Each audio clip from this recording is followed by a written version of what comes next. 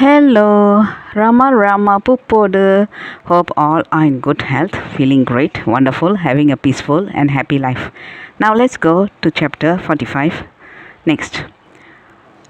In the evenings, Ramdas would run to the banks of the local river and dance in circles in which hundreds of the village devotees joined in, singing the divine Ram Mantram.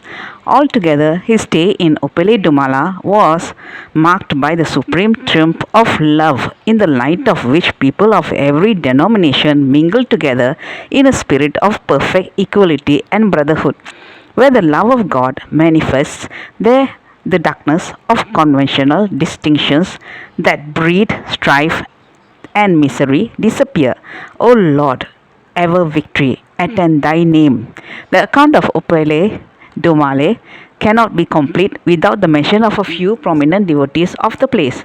Raghunath Maharaj, Krishnaji, Pandarinath, Bapa Saheb, Babarao Kulkarni, and a Gujarati merchant were the outstanding figures who contributed their wholehearted service towards not only the success of the program but also towards the planting of the seed of divine name in the hearts of all the villagers. At the pressing invitations from the neighboring villages, Ramdas visited. On leaving Uppali Dumala, Battambare, Gaudangam, Ambe, Jwalage, and many other villages. Everywhere, thousands of peoples came to meet him. The so-called untouchable classes freely came forward to touch his feet. Devotion and love rose in the floods. The name of God spread far and wide, and the hearts of people bathed in the ocean of joy.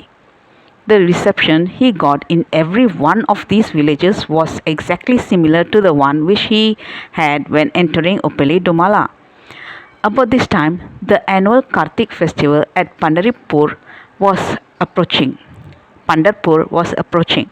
So, on the suggestion of Janatan Pan and other devotees, Ramdas arrived with them at Pandarpur for this festival. This time, he and the party stopped in a dharmashala. He was induced to visit the temples for the darshan of Vitoba. On the last day of his stay, he spent a few hours beneath a cluster of tall trees near the banks of Chandrabhaga river. Here he met all the devotees who had come for the occasion from various villages he had visited. He got also an invitation from Digambar Kulkarni, a vakil to his place, Usmanabad. Ramdas promised to fulfill his wish after completing his tour in Sholapur district. From Pandarpur, Ramdas and the party went to Angar via Anjangaon. They had to halt at Anjangaon for a day. There were now a dozen devotees in his company. As usual, they stopped with Madhav Rao. Here, an incident took place which is worthy of note. Madhav Rao and the members of his family were overjoyed at his visit and set about making preparations for a fine feast. Meanwhile, an old relation of Madhav Rao in a neighborhood house was seriously ill. Madhav Rao had of course his fears because he had intimation in the early morning that the condition of the old man was precarious. At about 9 o'clock, news reached the ears of Madhav Rao and his household that the old man had passed away. Now, Madhav Rao was of orthodox belief and practice. According to the orthodox rules, when a near relation dies, the entire family is considered to be polluted by the death, and under such pollution, religious functions of any kind are not allowed. Even to touch them or eat food at their hands is held to be no good. The sad news at this happy juncture entirely upset Madhav Rao. All the work of their preparations suddenly stopped. Madhav Rao, with a face depressed with regret and disappointment, came to Ramdas and told him of the unpleasant tidings. In reply, he assured him that there was nothing wrong. God would not have your function spoiled. The old man may not have died. Let us wait for further news.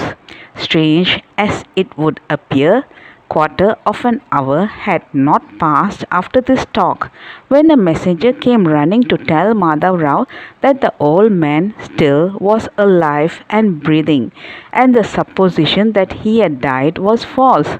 Hearing this, Mother Rouse's joy can be better imagined than described. Cheer again alighted their faces of the household members, on whom for a time a shadow had fallen. The preparations went on a pace. After dinner, Ramdas was taken to see the old man. Although alive, he had not a clear consciousness of his side of life. After a few minutes, Ramdas returned to Madhav Rao's. When he was leaving Anjangaon at about 4 o'clock, by which time the last person in the house had taken his food, partaken of the feast, news came again that the old man had died, and this time once for all. That's all, folks. Let's see in the next chapter. Thank you. Bye bye. Rama Rama Puppodu.